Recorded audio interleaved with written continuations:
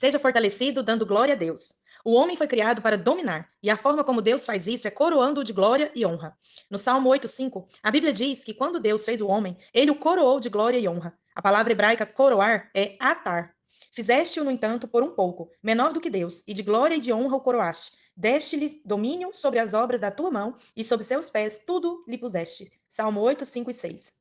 Nossa ideia de coroar é colocar algo na cabeça, mas não é assim nas Escrituras. A coroa de Deus envolve todo o homem. É como uma nuvem de glória e honra. Nesse sentido, Adão não estava vestido com roupas, mas tinha uma roupa celestial ao seu redor. Se você olhasse para Adão, mesmo que ele não usasse roupas, você não teria visto nu. A Bíblia diz que ele estava nu, e em nosso entendimento, isso significa que ele não usava roupas, mas na realidade, ele foi coroado de glória e honra. Então você teria visto um esplendor de glória ao seu redor.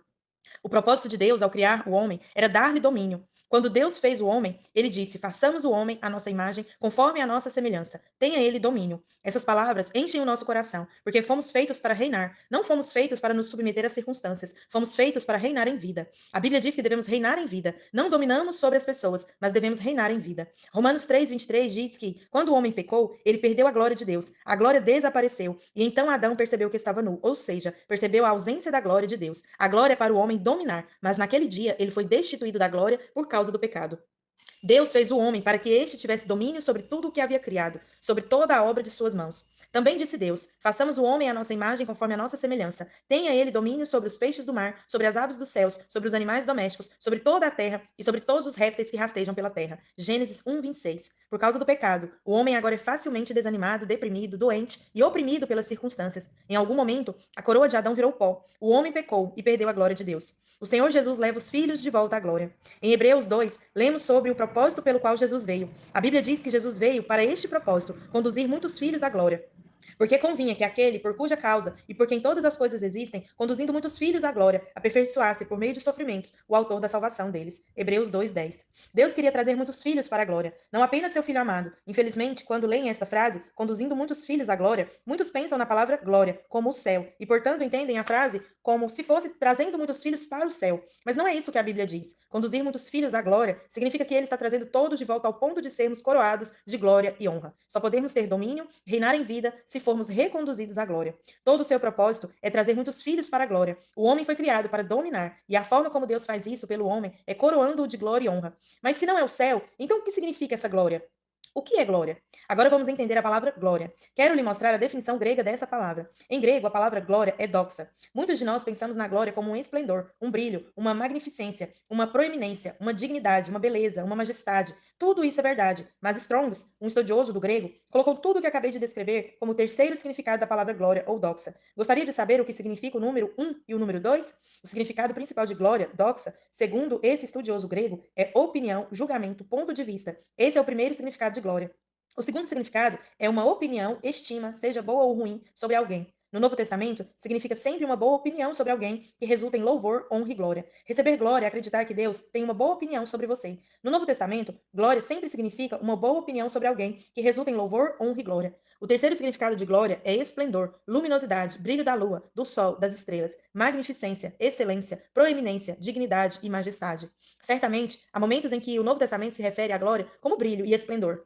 Por exemplo, está escrito que, na noite em que Jesus nasceu, a glória do Senhor brilhou ao redor dos pastores. Aqui, glória indica luminosidade e esplendor. Também quando Paulo estava andando a cavalo na estrada para Damasco, Jesus apareceu a ele em uma grande luz. Então Paulo disse que não podia ver por causa da glória daquela luz. A palavra fulgor, no texto original, é doxa, ou seja, glória. Mas, em Hebreus 2:10, onde diz que Jesus trouxe muitos filhos à glória, significa que ele trouxe todos nós para a boa opinião de Deus. No Novo Testamento, glória sempre significa uma boa opinião. Isso significa que quando você lê glória de Deus, sempre significa boa opinião de Deus sobre você. Jesus trouxe você para a boa opinião de Deus.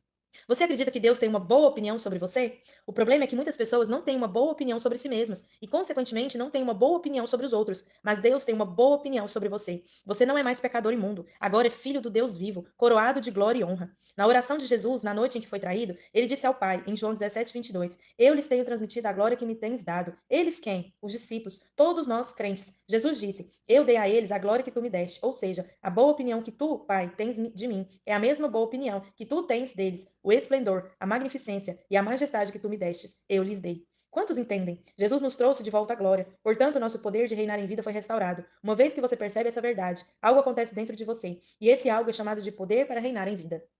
Creia que tem recebido glória. O Senhor já nos tem transmitido a glória que ele mesmo recebeu do Pai. Mas como é que hoje, mesmo os crentes que deveriam ser coroados com glória e honra, são facilmente deprimidos, subjugados, intimidados pelo inimigo, derrubados e desencorajados? Até nos tornamos vítimas de algo tão insignificante como um vírus. As pessoas sempre dizem que a verdade liberta. Entretanto, não é a verdade que liberta. Essa é uma citação errada, mas é a verdade que você conhece que o liberta. Jesus disse: Conhecereis a verdade, e a verdade vos libertará. Não é apenas a verdade que o liberta, mas é o conhecimento da verdade que o liberta. De fato, todo crente em Cristo tem sido coroado de glória e honra, mas depende do quanto você conhece a verdade e crê que já está coroado. Jesus disse em João 17:22 que você já tem a glória. Ele não pode mentir. Você tem a glória. Portanto, não é sobre se você tem ou não a glória. É sobre se você acredita ou não que tem. Você é coroado de glória e honra, mas tudo depende de se você acredita ou não. Se você não acreditar, mesmo sendo coroado, você não reinará em vida. Você não terá domínio sobre as obras da criação. Não porque você não tem glória e honra, mas porque você não acredita nisso. Quando você não acredita, você não tem aquele espírito de domínio e fica facilmente sujeito ao ressentimento e ao desânimo. Somos reis e sacerdotes. Agora quero lhe mostrar algo muito poderoso sobre quem você é. A Bíblia diz em Apocalipse 1 que Jesus nos lavou de nossos pecados em seu próprio sangue e nos fez reis e sacerdotes para Deus. Portanto, o que você é? Rei e sacerdote. Em outras palavras, você é um sacerdócio real. Você conhece o lado da realeza. Você sabe o que significa ser rei. Qual é a principal característica de um rei? Um rei não precisa lutar fisicamente. Ele apenas senta no trono e fala. Depois os outros fazem o que ele manda. O desejo dele vira ordem. A Bíblia diz em Eclesiastes 8:4 que a palavra do rei é poderosa e por isso, em última análise, é você que determina o tipo de vida que leva. Não é o que as pessoas dizem sobre você que determina seu tipo de vida, mas é o que você diz sobre si mesmo que pode abençoar ou amaldiçoar.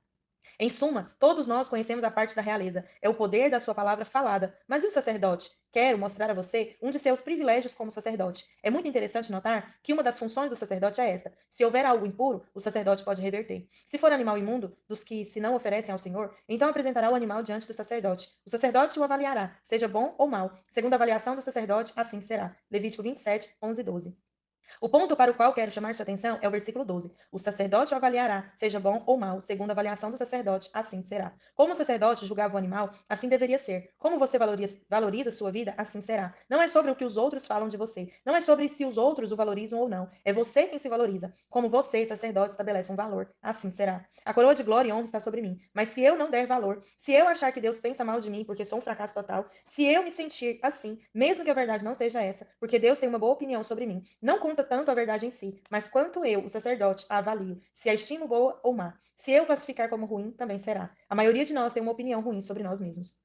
Busque a glória que vem de Deus. Jesus disse em João 5:44: Como podeis crer, vós os que aceitais glórias uns dos outros, e contudo não procurais a glória que vem do Deus único? Aqui temos uma pista poderosa sobre por que a fé não funciona na vida de algumas pessoas. Jesus disse aos fariseus: Como você pode andar na fé quando está tão ciente da opinião de outras pessoas sobre você e não está ciente da opinião de Deus sobre você? Lembra do significado de glória? Uma opinião positiva ou negativa. Então Jesus disse aos fariseus: Como vocês podem liberar a fé? Como vocês podem acreditar quando estão tentando receber glória dos outros?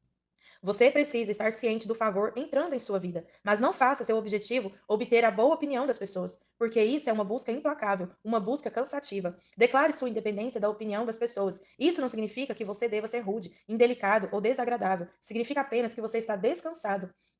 E não se importa se alguém fala mal de você, porque não é Deus que está falando, mas as pessoas. Busque apenas a glória, doxa, e a honra que vem do único Deus. O que significa dar glória a Deus? A Bíblia diz que damos glória a Deus. O que significa dar glória a Deus? Pelo que acabamos de aprender, glória pode significar boa opinião de alguém, ou esplendor e magnificência. Você acha que quando damos glória a Deus, estamos dando a Ele esplendor? Como se pudéssemos. O que significa dar glória a Deus? Significa ter uma boa opinião sobre Deus. Eu quero lhe perguntar: você tem uma boa opinião sobre Deus? Você acredita que Deus é verdadeiramente por você e não contra você? Você sabe, a razão pela qual todos os heróis da fé na Bíblia são heróis é porque todos eles tinham uma boa opinião sobre Deus. Veja Abraão, a Bíblia diz que aos 100 anos ele não duvidou por incredulidade da promessa de Deus que seria pai, mas pela fé se fortaleceu dando glória a Deus. Dar glória a Deus não significa apenas exclamar. Glória a Deus, claro, isso é bom, mas é mais do que isso. Dar glória a Deus significa ter uma boa opinião sobre Deus. Isso é basicamente o que significa dar glória a Deus. Você também pode dizer continuamente glória, glória, glória. Mas quer saber? Se no fundo você não tem uma boa opinião sobre Deus, será inútil.